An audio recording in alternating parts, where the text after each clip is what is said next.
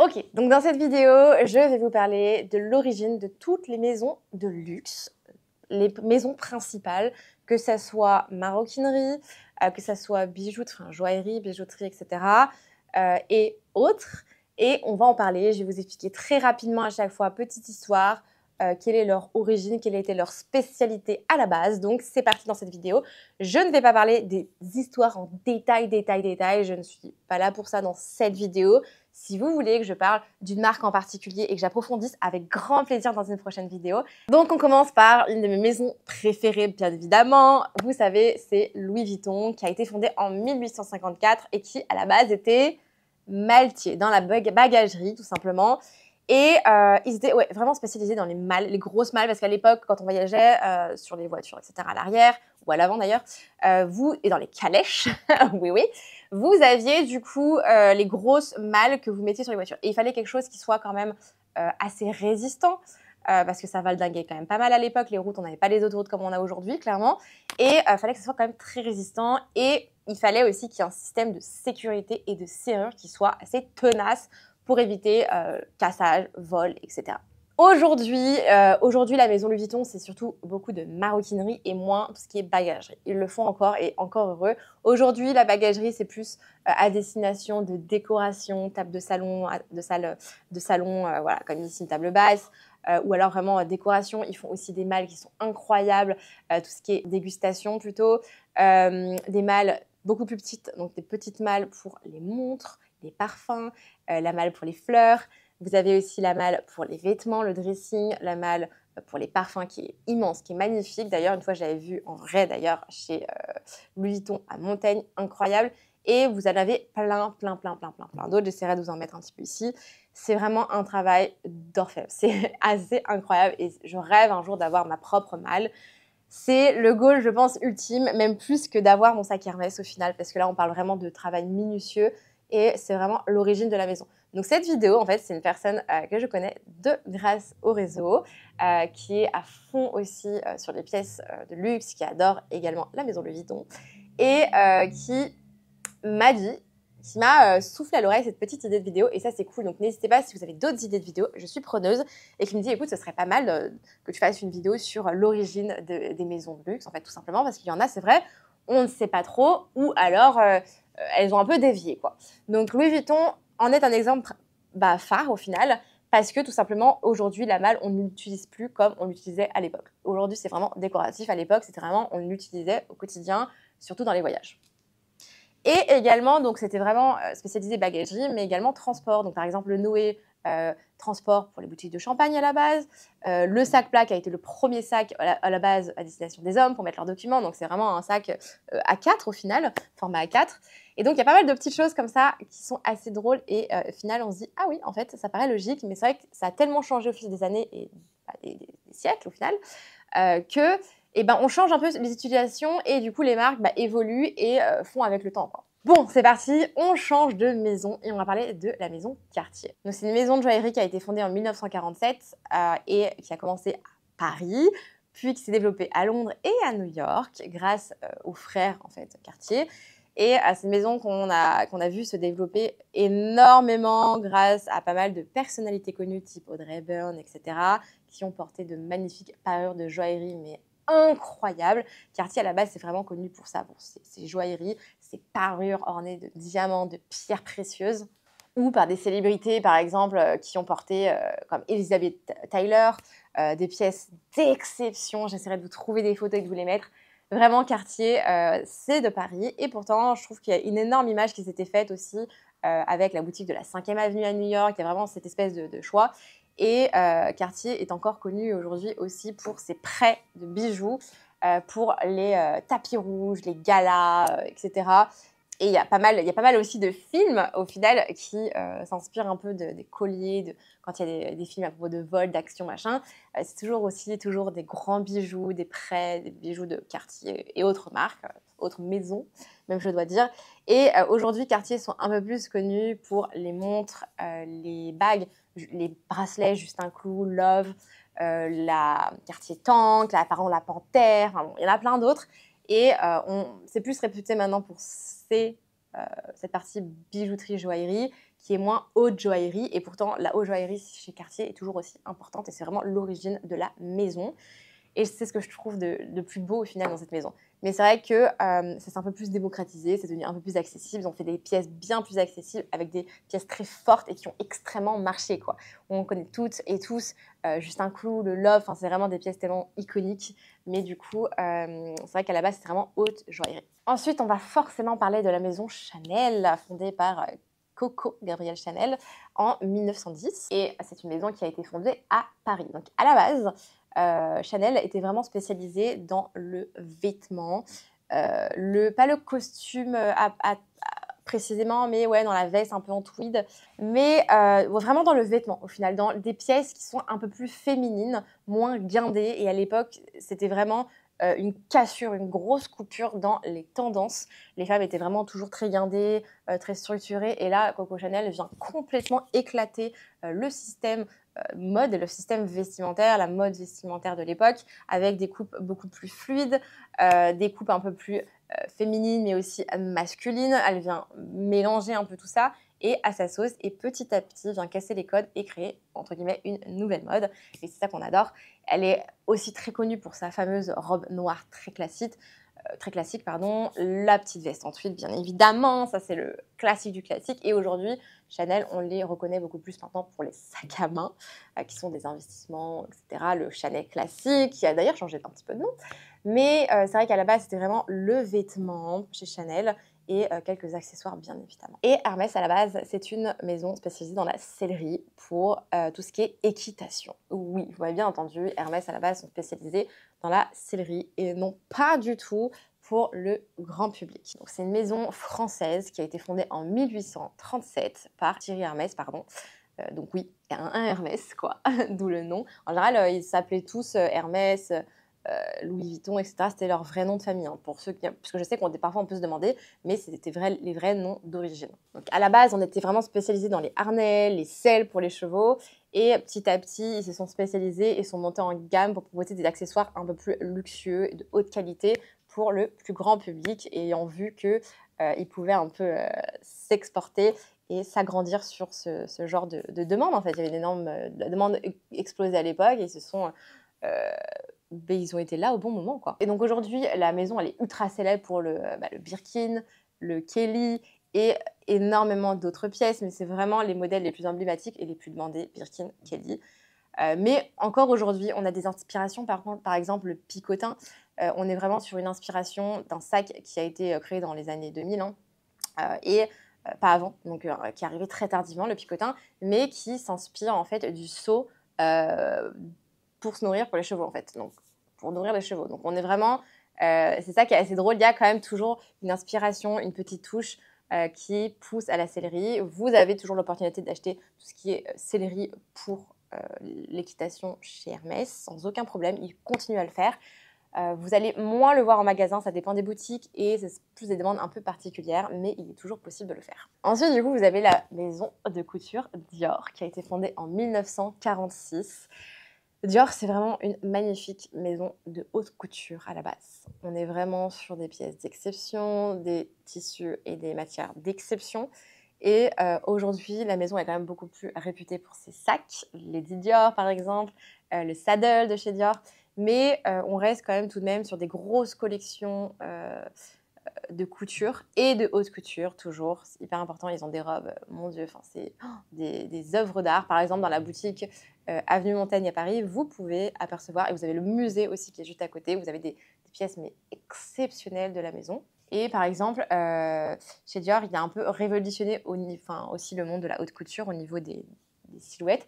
D'ailleurs, c'est la silhouette New Look. Et d'ailleurs, il me semble, on en a parlé, c'est d'une série qui parle justement de ces maisons de luxe, qui reprend l'époque, en fait. J'adore. Il faut absolument que je la regarde. La série, je crois, s'appelle d'ailleurs New Look.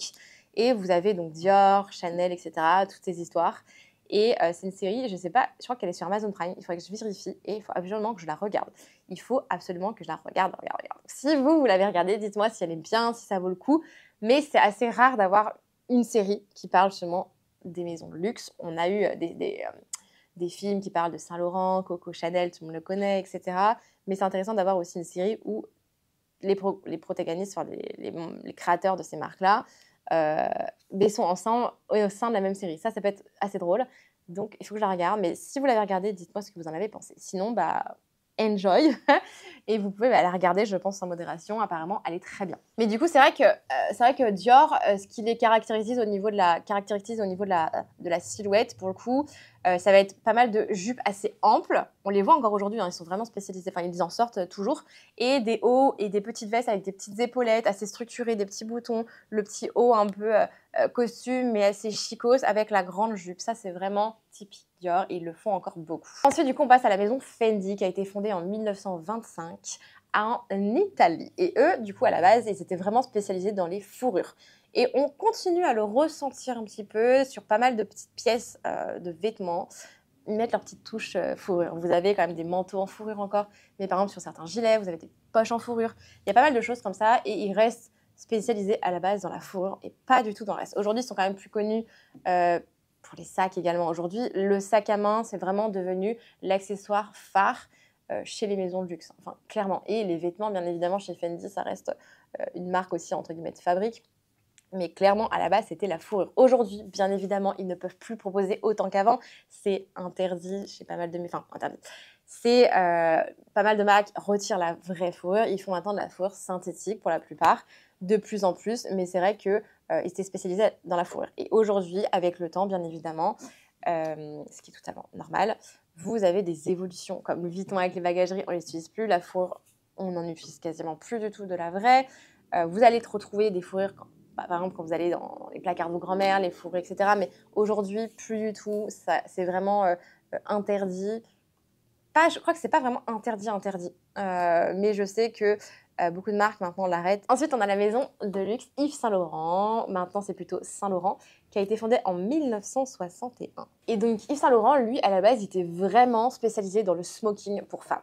Et là, il y a vraiment une évolution qui se fait. La femme féminine, mais à la fois masculine. Et avec des grandes silhouettes assez très minces à la fois, le smoking noir, Saint Laurent ultra réputé. Pareil, aujourd'hui, on les connaît un peu plus pour les sacs. C'est vrai que nous, à chaque fois qu'on sort des sacs sur le site Saint Laurent, ça détonne. Mais c'est vrai qu'à la base, c'est le smoking, les talons aiguilles, les escarpins Saint Laurent, ça, c'est vraiment la base de la base. Vous avez pas mal de films qui ont été faits sur la vie de Saint Laurent, de Yves Saint Laurent, et je pense que ça peut être hyper intéressant. Je ne les ai d'ailleurs pas tous regardés, il me semble. Enfin, je regarde où j'en suis par rapport à ça. Mais vous en avez pas mal et je vous les recommande. Vous avez aussi au Maroc, à Marrakech, tout un espace dédié à Saint-Laurent et je pense que ça va être intéressant d'aller voir ça. Et c'est assez marrant parce que du coup, Saint-Laurent, pas mal de ses collections, il s'est vachement inspiré d'art. Donc ça, c'est hyper intéressant. Il a toujours été féru d'art. Il le mettait en fait dans ses collections et c'était ça qui était assez intéressant. Si j'ai quelques exemples, je vous les mettrai sur les côtés. Mais c'est vrai que ça peut être... C'est intéressant de le dire quand même. Ensuite, on passe sur la maison Céline qui a été fondée en 1945 et qui, à la base, attention, était spécialisée dans la chaussure pour enfants. Oui, vous m'avez bien entendu, la chaussure pour enfants, donc rien à voir avec ce qu'ils font aujourd'hui. Ils ne font plus du tout de chaussures pour enfants, on est d'accord. Mais petit à petit, elle a vite compris qu'elle devait élargir un peu l'offre qu'elle proposait et surtout qu'il y avait une énorme demande de plus en plus sur l'habillement féminin. Surtout après, aux alentours de la fin de la Seconde Guerre mondiale, il y avait vraiment une envie de féminité, de revivre naturellement, correctement, se faire plaisir et ne plus subir. Et ça, c'était hyper important, surtout à Paris. Et c'est comme ça qu'en fait, elle a commencé à créer ses premières collections pour femmes au niveau du vêtement, quoi. Et après, ils ont élargi l'offre avec les sacs, les chaussures, les parfums, etc., etc. Céline est très connue toujours quand même pour ses vêtements, hein, en vrai. Je trouve qu'ils ont vraiment des belles pièces au niveau des vêtements, surtout sur les petits gilets, les petits manteaux. Ils sont assez connus pour ça. Mais c'est vrai qu'à une certaine époque, on a vraiment vu un énorme élan sur les sacs. Le sac box, le luggage de chez Céline, je vous mettrai les photos là, le trapèze. Ça a été vraiment des modèles mais qui ont explosé, qui ont cartonné dans les années 2000, qu'on les voyait de partout. D'ailleurs, j'ai un sac qui me reste trapèze à 559 €, prix dérisoire. Et c'est vraiment des modèles emblématiques et intemporels au final. Quand on les voit maintenant, je me dis, mais en fait, tellement facile à porter et tellement pratique. Surtout, on est vraiment, je trouve, chez Céline, sur de la pratique, porter un sac facilement, pratiquement, qui soit utile tous les jours. Les vêtements, pareil, en général, c'est assez classique, mais facile à porter et du quotidien. Ensuite, on a Prada, qui est une marque italienne qui a été fondée en 1913. Et donc là, Prada a été à la base vraiment spécialisée dans les bagages aussi, comme Louis Vuitton, en cuir. Et de plus en plus, après, c'est vraiment plutôt tourné, comme quasiment toutes les maisons de luxe, les sacs, la maroquinerie, quoi, les accessoires, les chaussures, les vêtements et ainsi de suite. Mais c'est vrai qu'à la base, c'était vraiment spécialisé à Milan dans la bagagerie en cuir.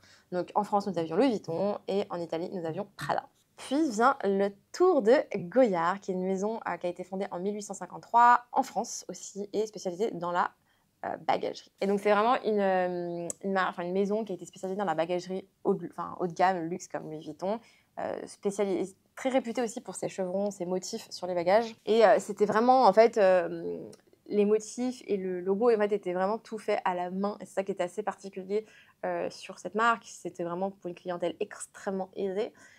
Et ça l'est encore toujours au final, parce que c'est vrai que c'est une marque un peu comme Hermès, vous ne pouvez pas acheter sur le site, donc là encore moins, parce que Hermès, vous pouvez acheter certaines choses sur le site, chez Goya, rien du tout. Vous n'avez pas d'e-shop, vous avez très très peu de boutiques, c'est toujours blindé, ils sont très opaques sur le prix, et c'est pour ça que c'est une marque qui est quand même assez discrète, mais au final pas tant que ça, et avec les réseaux aujourd'hui, je trouve que depuis 2 ans, on en parle de plus en plus. Nous, on a très peu de Goyard qui arrivent, et quand ça arrive, ça part très très vite, in fine. Mais c'est vrai qu'on aimerait avoir plus de pièces Goyard. Donc si vous avez des pièces à vendre de chez Goyard, on est preneur. Ensuite, on a la maison Gucci, fondée en 1921 en Italie, à Florence, et pas à Milan pour le coup, spécialisée dans la bagagerie, la maroquinerie, les sacs à main de luxe, les accessoires, donc directement bagagerie et accessoires et sacs à main, etc. En cuir. Et c'est une maison qui a pris assez rapidement. Et donc pour Gucci, il y a pas mal d'inspiration aussi du monde équestre, c'est assez drôle. Et quand on pense Gucci, vous avez énormément aussi la connotation avec les sacs en bambou. On les voit pas mal. Un des sacs les plus connus de toute manière, c'est le sac Jackie, mais vous avez aussi pas mal de sacs en bambou. Pourquoi avoir choisi le bambou, qui n'est pas forcément à la base une matière noble, je dirais? Tout simplement parce que durant la guerre mondiale, vous aviez pas mal de restrictions au niveau notamment du cuir, de certains matériaux, et ils ont dû trouver des alternatives. Et donc ils se sont dit, le bambou c'est quand même assez rigide, c'est quand même hyper résistant, let's go, on va utiliser du bambou. Et du coup au final, maintenant ça connote quand même pas mal la maison Gucci, il n'y a que quasiment Gucci qui utilise des sacs, enfin du bambou sur les sacs, pas que bien évidemment, mais ça fait partie des plus connus. Ensuite, nous avons Givenchy, fondée en 1952 à Paris, et principalement réputée pour la haute couture, le prêt-à-porter, etc. Un peu comme du Saint-Laurent au final. Et donc là, on est surtout sur des styles un peu épurés, très chic, intemporels, assez classiques au final. Et ensuite, je vais les parler rapidement de 3 maisons de haute joaillerie, parce que c'est vrai que j'en parle très très très rarement, parce que ce sont des articles dont je ne possède pas et je ne me sens pas forcément trop légitime d'en parler. Mais ça peut être intéressant si jamais un jour vous souhaitez que j'en parle. On va commencer par Van Cleef & Arpels. C'est une maison de haute joaillerie française fondée en 1896. Et donc là, on est spécialisé dans la haute joaillerie, pas de fausses notes.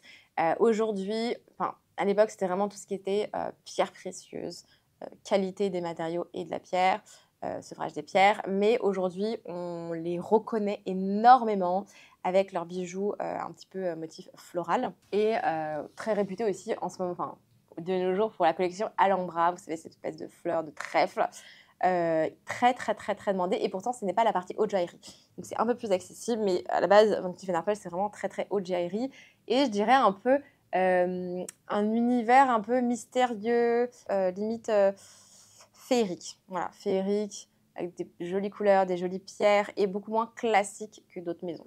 Ensuite, on va parler de Chopard, qui est une maison haute joaillerie et horlogère de Suisse, pour le coup, et pas française. Ça a été fondé en 1860. Et donc, bien évidemment, c'est en Suisse. Donc, c'est très réputé pour l'horlogerie, mais également la haute joaillerie.